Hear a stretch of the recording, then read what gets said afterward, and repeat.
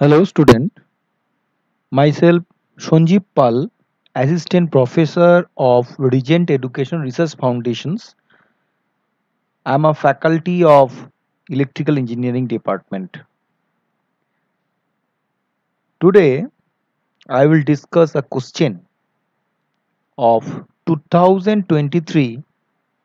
You can see over here, this is question number 2.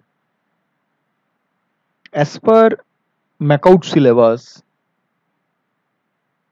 this question number 2, the marks will be 5. So out of 5, how much you should write, I will discuss.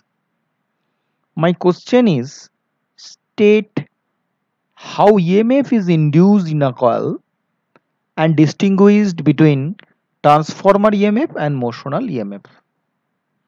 কোশ্চেনটা বলছে যে how EMF is induced in a coil, একটা কয়েলে কিভাবে EMF induced হয়, state and also distinguish between, পার্থক্য বার করতে বলছে between transformer EMF and the motional EMF.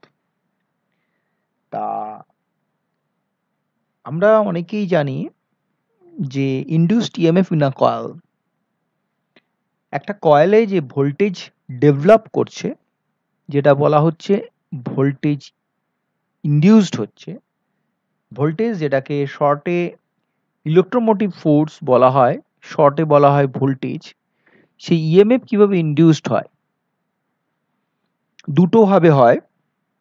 এক নম্বর হচ্ছে যখন টাইম ভ্যারিং ফিল্ড, যেমন ধরো অল্টারনেটিং কারেন্ট ডেভেলপড ফিল্ড, যে ফিল্ডটা অল্টারনেটিং কারেন্টের জন্য তৈরি হয়েছে, সেই ধরনের ফিল্ডের মাঝখানে তুমি যদি কোনো কয়েলকে রাখো, that coil will be induced with a voltage.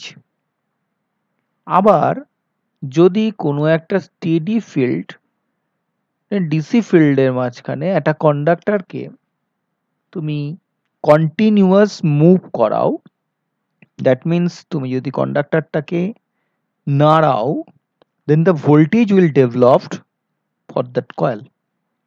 So in the both case, EMF will be induced. In one case, the field is alternating, conductor is steady.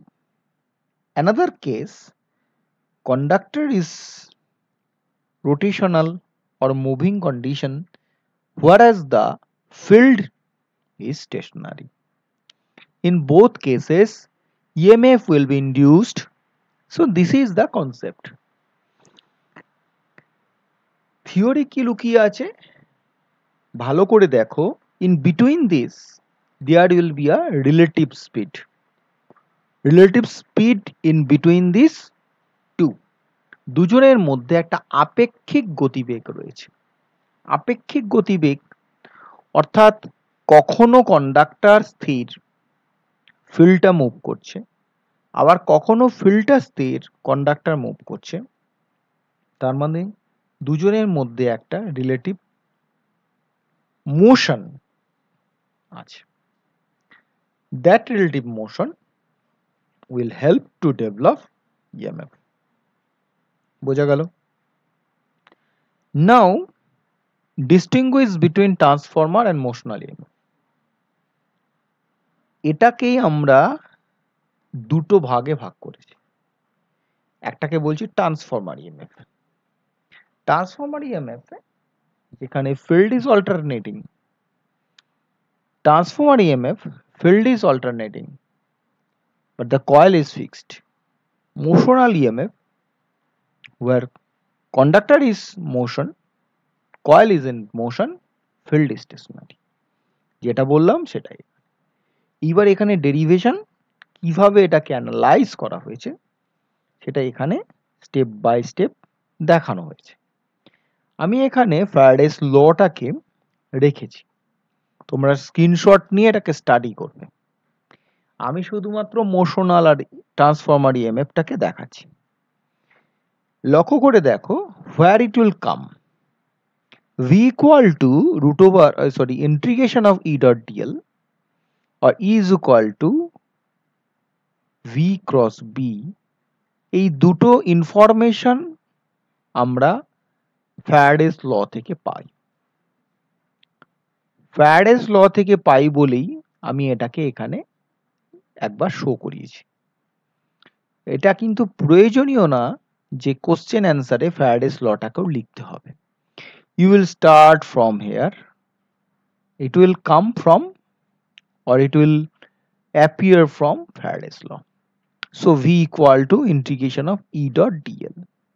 V টা হলো potential EMF, E হচ্ছে electric field intensity, dl হচ্ছে তোমার differential length.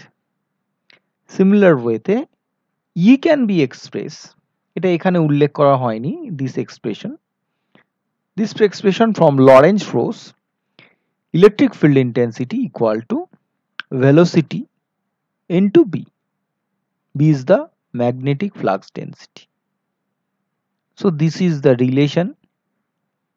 This relation from Faraday's law, this relation from where? It is relation from Lorentz force. লক্ষ্য করে দেখো এই ইকুয়েশনে এর জায়গায় আমি এটাকে পুট করলাম। ওকে, এর জায়গায় এটাকে পুট করলাম আর এইটা এদেরকে বলা হয় মোশনাল ইএমএফ। বোঝা গেল কতটা সোজা? দেখো V equal to integration of E dot dl which will come from the Faraday's law, এখানে লরেঞ্জ ফোর্সের ইকুয়েশনটাকে সাবস্টিটিউট করলাম, you get the motional EMF. এই দুটোকে মোশনাল ইএমএফ এ একটাকে বলা হয় ইন্টিগ্রাল ফর্ম আর একটাকে বলা হয় ডিফারেন্সিয়াল ফর্ম। এবার চলে আসি ট্রান্সফরমার ইএমএফ। ট্রান্সফরমার ইএমএফ থিওরিটাও কিন্তু আমরা কোত্থেকে পাবো? এটাও কিন্তু আমরা ফ্যারাডেস ল থেকে।